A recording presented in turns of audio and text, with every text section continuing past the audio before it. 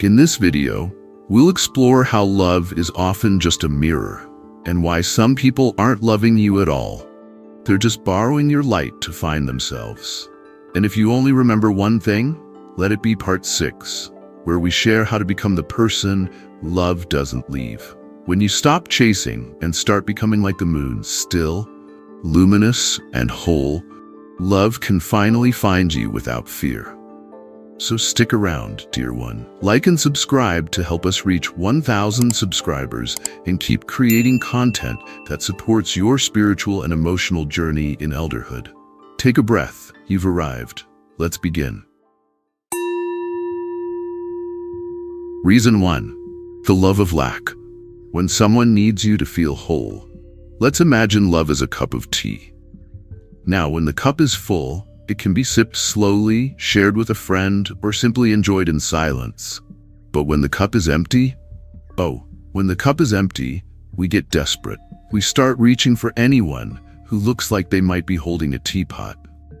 And that, my dear friend, is the first kind of love. The love of lack. This is the kind of love where someone looks at you not with reverence, but with hunger. You might not even notice it at first. It often starts with compliments. You're everything I've been searching for. I feel whole when I'm around you.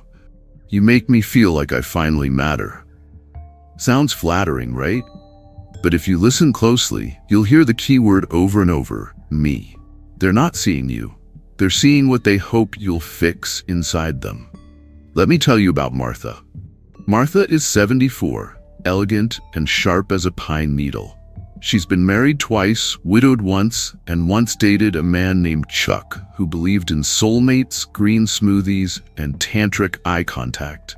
3 things he wasn't particularly good at, by the way. Everyone loved Martha. But here's the thing, she never felt loved. Why does it always start so beautifully, she told me, and then collapse like a souffle someone slammed a door on? She wasn't bitter, just puzzled. So I asked, do they love you, or do they love what you represent? She paused, then said, maybe they love me because I make them feel less broken. That was it. She was the band-aid, the healer, the teapot. In Buddhism, there's a concept called the hungry ghost realm. It's not a literal ghost story. It's a psychological state. A being with a huge belly and a tiny mouth, constantly starving but never satisfied. It's the perfect metaphor for emotional neediness. People living in this realm, without even knowing it, go around grasping for love like it's oxygen. And when they find someone kind, calm, grounded, they cling. Not because they see your soul, but because you feel like relief. And that kind of love isn't really about you. It's about escaping themselves. The love of lack is intense at first, passionate, addictive even. But here's what happens. Once the person begins to feel better, they no longer need their emotional crutch. They stop calling. They don't notice the way you laugh anymore. They shrink back into themselves, or worse, move on to someone else who now holds the teapot. You're left feeling abandoned, confused, maybe even angry. What did I do wrong? But the truth is, you were never the destination. You were the medicine. And when the illness passed, so did the need for you. Now don't get cynical and start swearing off humanity just yet. This kind of love isn't evil. It's just incomplete. It's a survival instinct dressed in romance. And many of us have loved this way too. Have you ever chased someone because they made you feel safe, or beautiful, or important? That wasn't evil either. That was you, trying to drink from a cup you didn't know was empty. The practice here isn't to reject the love of lack, it's to recognize it, so you don't anchor your heart in something that's only passing through. When someone says I love you, ask yourself, not out loud, unless you enjoy awkward silences, do they love me, or do they love how I make them feel? And if it's the latter, bless them, wish them well, and don't build your home in their hunger. Because you, my dear friend, are not a patch. You're not a fix, you're not a rescue. You are a being, still, and quite capable of offering love that doesn't come from starvation. But we'll get to that in the next part. Ready to see what love looks like when it's not about needing, but about recognizing? Let's go there. Reason 2. The love of recognition, when someone sees themselves in you. If the first kind of love is like reaching for someone in the middle of a storm, the second kind is like quietly recognizing a familiar face in a crowded temple. You weren't looking, but something in you pauses and says, "Ah, there you are."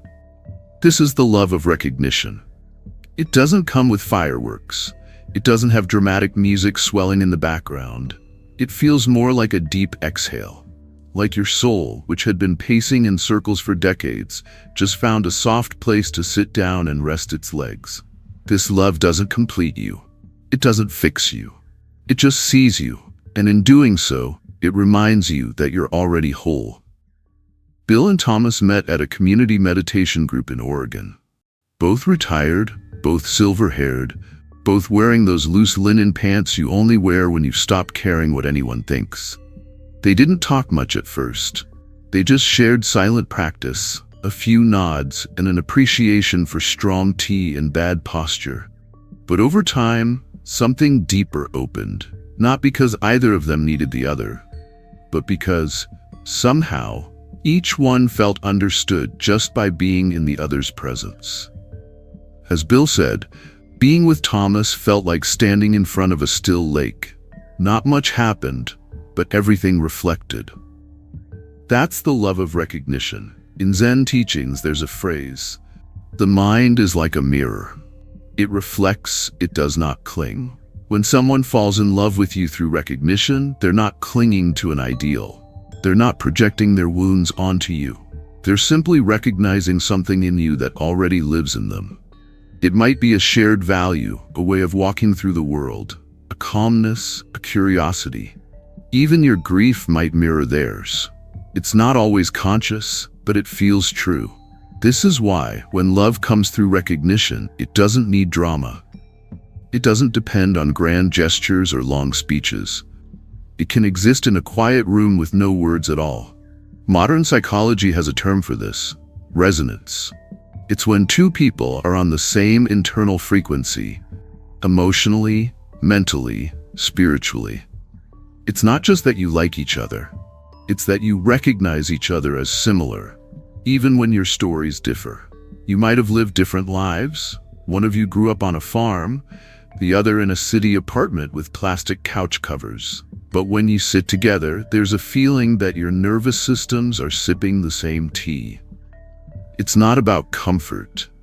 It's about alignment. Recognition-based love lasts because it doesn't demand. It doesn't come from fear. And it doesn't change when you grow older, lose your hair, or forget where you left your reading glasses. In fact, it often deepens with time because what's recognized is something beyond appearances, your way of being.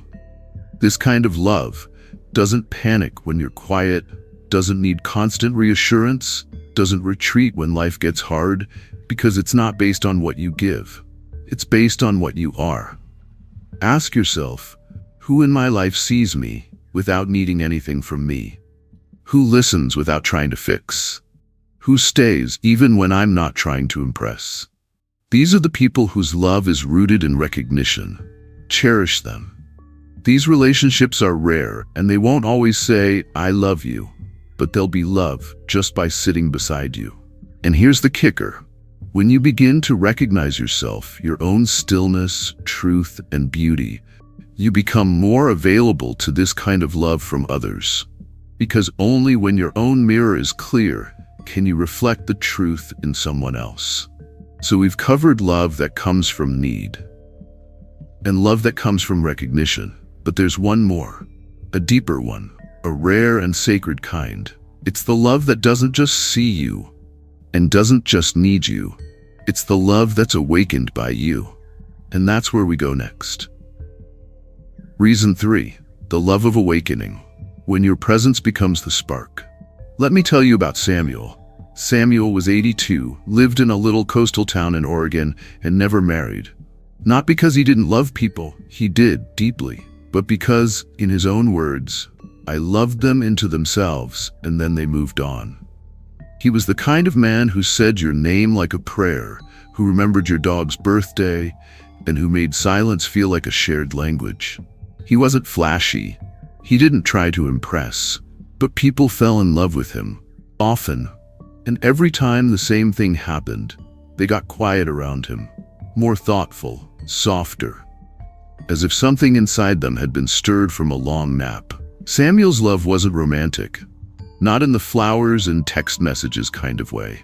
It was revelatory. Being with him was like sitting under a tree that never asked you to do anything, but still made you want to be better. You know that feeling when you meet someone and you start asking deeper questions. Who am I? What really matters? Why am I always rushing? That's not coincidence. That's awakening. In Buddhism, there's a beautiful concept called Kalyana Mitta, the noble friend. This is the person who walks beside you and simply through their presence helps you remember who you really are. They don't fix you. They don't flatter you. They just shine with enough quiet clarity that your own light begins to flicker awake. They're like a bell that rings something ancient in you. And here's the mystery. People fall in love with this energy, not because they want you, but because something in you made them want to become themselves. It's not love that wants to possess. It's love that liberates. This third kind of love isn't easily labeled. It doesn't fit into Valentine's Day cards or Instagram captions. Might be felt by a student for a teacher, a student for a teacher, a caregiver for an elder, and two strangers on a train who share a moment of total presence. Total presence. It's the love that shows up when the ego steps aside. When, for just a moment, two souls remember that they're made of the same stuff. Samuel told me once, they didn't love me. They loved who they were becoming when I was near. That's the love of awakening. Here's the hard part. People don't always stay with the one who awakens them. Why? Because awakening can be uncomfortable. It requires shedding layers, facing old pain, seeing truths you've avoided since 1976. Sometimes people will love you fiercely for how you stir their soul, and then leave you because they're not ready to meet what they've uncovered. And that's okay. As Ram Dass might say with a grin, we're all just walking each other home. Some folks only make it to the mailbox.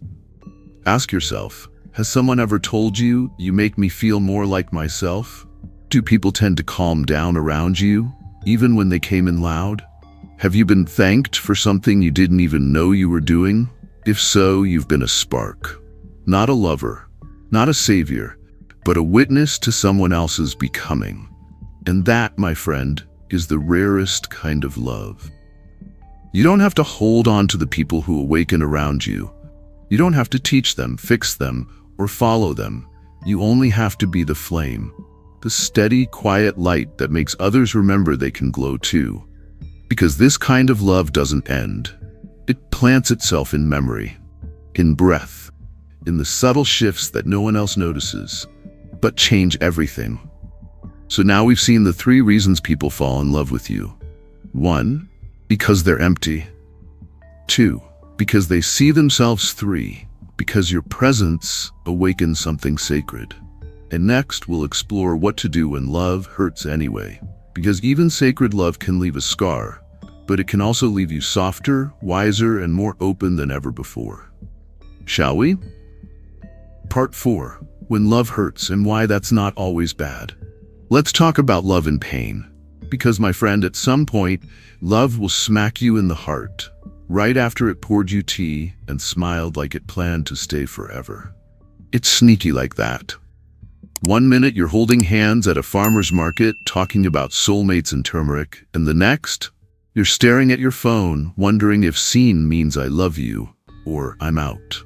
But before we start singing sad songs and blaming the stars, let me offer you something softer, simpler, maybe even sacred. Just because love hurt doesn't mean it was wrong.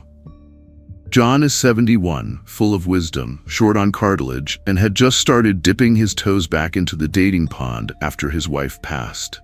He met Linda at a Buddhist book club, which sounds peaceful, but apparently was full of heated debates about whether the Heart Sutra was literal or just good marketing.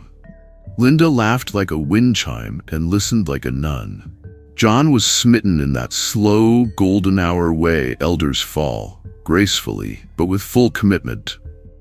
8 beautiful months, long walks, silence that didn't need filling, matching orthopedic shoes. Then one day over lentil soup, Linda looked up and said, "I think I came into your life to remember who I was, but I'm not meant to stay." Now John could have flung his spoon dramatically, but instead he nodded like a man who'd just been hit by truth and maybe a little bit of cumin. Sometimes you're not someone's forever, you're their bridge, their flashlight. The person they meet halfway through the maze when they've forgotten which way is up.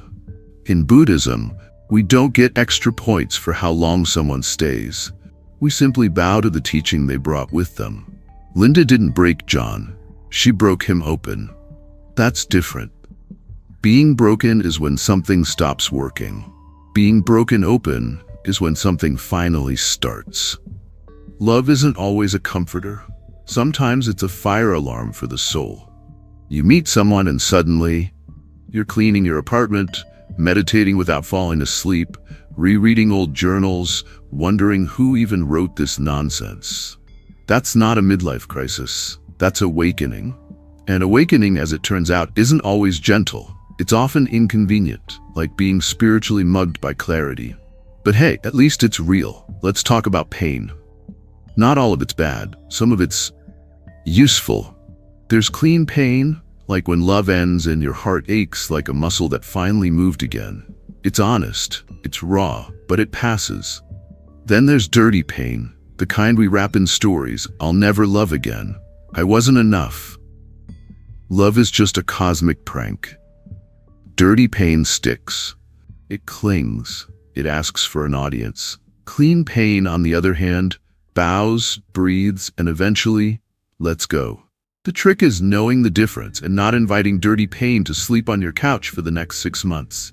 You can heal. You really can. Just don't shut down the whole operation because one customer broke your favorite mug. Try this instead. Meditate. Not to escape, but to observe. Write a love letter you'll never send. Extra points for honesty and no punctuation. Bless their journey out loud, even if your voice cracks while doing it. Tell your ego, "Thank you for your dramatic performance. We'll call you if we need you." And most importantly, keep the heart open. Drafty? Yes. Vulnerable? Always. But that's where the light comes in. You are not broken because someone left. You are not foolish because it hurt. You are a mirror, a bell, a bridge. And sometimes you were never meant to be someone's forever. You were meant to be their turning point. Their teacher they didn't know they enrolled with. The hand that reached out, held, and let go. And that, dear heart, is still a holy kind of love. Next, we'll take a walk through your own love map. See what you've been offering, what you've been attracting, and what kind of love you might want to stop answering the door for. Sound good? Let's go. Part 5. Which love have you been giving, and which one do you want? Okay, so now we know there are 3 reasons people fall in love with you. 1, because they're empty. 2, because they see themselves. 3, because something in you wakes them up. But let's not just sit here pointing fingers at all the lovely people who fell for us for questionable reasons. Let's turn the mirror around, shall we? Because if we're being honest, which is the only thing worth being after 60, we've all done a bit of all 3 too. Yup, you, me. That one guy from the library who always smells like sandalwood and regret. Pull out a cozy chair, pour a little tea, and ask this quietly: when I've loved someone, was I loving them, or was I loving what they gave me? Take a breath. Don't panic. You're not on trial. This isn't spiritual court. It's just a chance to be real. Because sometimes we weren't really seeing the other person. We were seeing a solution to our loneliness, or a free therapist, or a sense of purpose dressed as a boyfriend. And hey, no shame in that. We're all just trying to make sense of this wild ride where bodies age, memory slips, and people fall in love over text messages made of emojis. Let's try something fun. And by fun, I mean spiritually revealing and maybe a little uncomfortable, but in a good way, like yoga for your soul. Think about the people you've loved. Now see which category they might fall into. The ones who needed you to feel whole.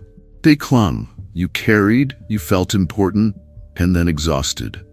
When they healed, they left, and you were left blinking like, was that love or a volunteer shift? The ones who saw themselves in you. They laughed at your bad jokes. They cried with you, not at you. They stayed when you were quiet. It felt like home, but not in a house with matching towels way. In a my soul just exhaled kind of way. The ones who woke up because of you. They thanked you and then ran off to climb mountains or become yoga teachers in Guatemala. You were the spark, they were the fire alarm. You never really dated, but something about the way they looked at you made you question your entire life path, in the best way. Now here's the thing, all three are valid, all three are love, but only one, the second, and especially the third, tends to leave you feeling more yourself afterward. Now ask the next question, what kind of love do I want now? Be honest, not polite, not what your friends would clap for. Do you want excitement or ease? Intensity or intimacy, a partner or a spiritual mirror? Because here's a little secret from the old monastery of human experience. You tend to attract what you're broadcasting.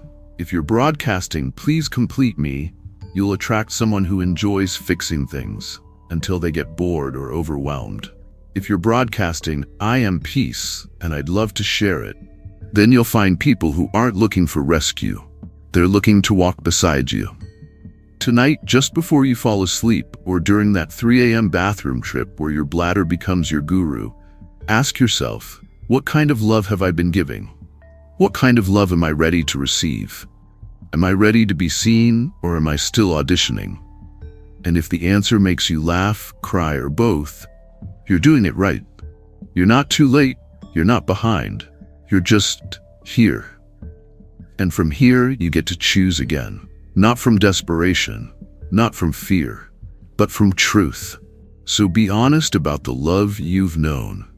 Bless the ones who taught you, and open your hands for what comes next, not with a grip, but with grace. Because the kind of love that belongs to you doesn't need to be chased. It recognizes you the moment you finally recognize yourself. Next up, let's talk about what it means to become the person love doesn't leave. Not by clinging tighter, but by loosening your need for anything other than presence. And don't worry, we'll still keep it light, wise, and maybe just a little ridiculous. Just like love. Ready? Part 6, how to become the person love doesn't leave. Let me give it to you straight. If you want love to stop ghosting you, abandoning you, or spinning you like a sock in the washing machine, you've got to stop chasing it like it owes you money. Love is not a pizza delivery guy. You can't just sit around waiting for it to show up hot, perfect, and 30 minutes from loneliness. But, and this is where it gets interesting, the moment you stop needing love, it tends to start hovering nearby, like a cat that only shows up when you're reading something important. There's a weird little rule that wise people figured out long before TikTok did. Love comes when you stop needing love. It's spiritual physics. The less you beg, the more the universe thinks, oh hey, this one's got space. Let's send someone who doesn't need saving. Because when you become whole within yourself, when you stop trying to sell your worth like it's on clearance, love doesn't leave. It lingers. It respects you. Sometimes it even washes your dishes. Here's what the moon does not do.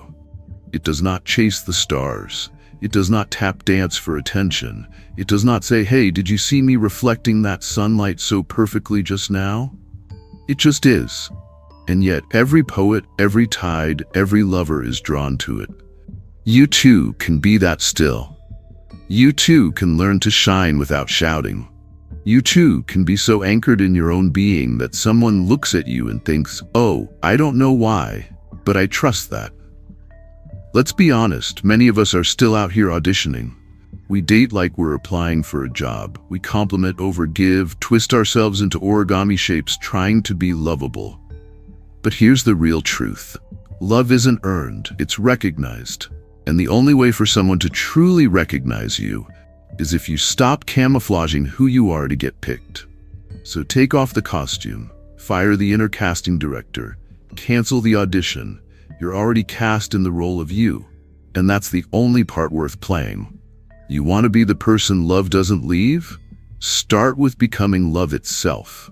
Not the Hallmark version. Not the I'll love you if you fix your trauma version. I'm talking about the love that takes a deep breath when things get weird. The love that smiles at your own reflection, even on a bad hair day. The love that cooks soup for a sick friend without needing a thank you card or sainthood prayer bed. This love doesn't come from wanting to be chosen. It comes from finally choosing yourself. Try this. Sit quietly for 5 minutes each morning and say to yourself, I am enough exactly as I am. Your mind will rebel. Good, say it anyway. Practice not texting people when you feel anxious. Wait until you feel grounded. Say no to something you'd usually say yes to just to avoid discomfort. Laugh at yourself when you fall back into old patterns. Don't scold. Laugh. These are the micro movements of a person becoming undeniably whole. And love notices that. Real love, anyway. You don't trap love in a jar. You don't control it with the perfect body or the perfect sentence. You simply become a place where love wants to rest. A soft space, a quiet welcome. And when you do, love won't feel like a chase anymore. It'll feel like a coming home. So stop grasping, start glowing.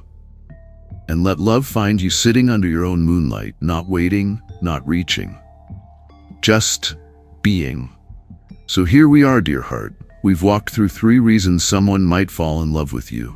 1, they're empty and you feel like a warm meal. 2, they recognize you like a long-lost song. And 3, they awaken around you as if your presence nudged their soul from sleep. Maybe you've been the meal, maybe the song, maybe the nudge. And maybe, like most of us, you've been all 3, on different days, in different shoes. If any of this made you laugh, cry, or go, huh? You're not alone. That's your spirit stretching a little. So share this with someone whose love has ever left you confused. Leave us a comment. Tell us which kind of love you've known the most. And if your heart feels a bit lighter, go ahead and like and subscribe. It helps us reach 1,000 subscribers and keeps this gentle work flowing to other elders who might need it. And remember, you don't need to chase love. Just sit quietly, like the moon, and let it come closer, one tide at a time. We'll see you next time, here at Buddhist Wisdom for the Elderly.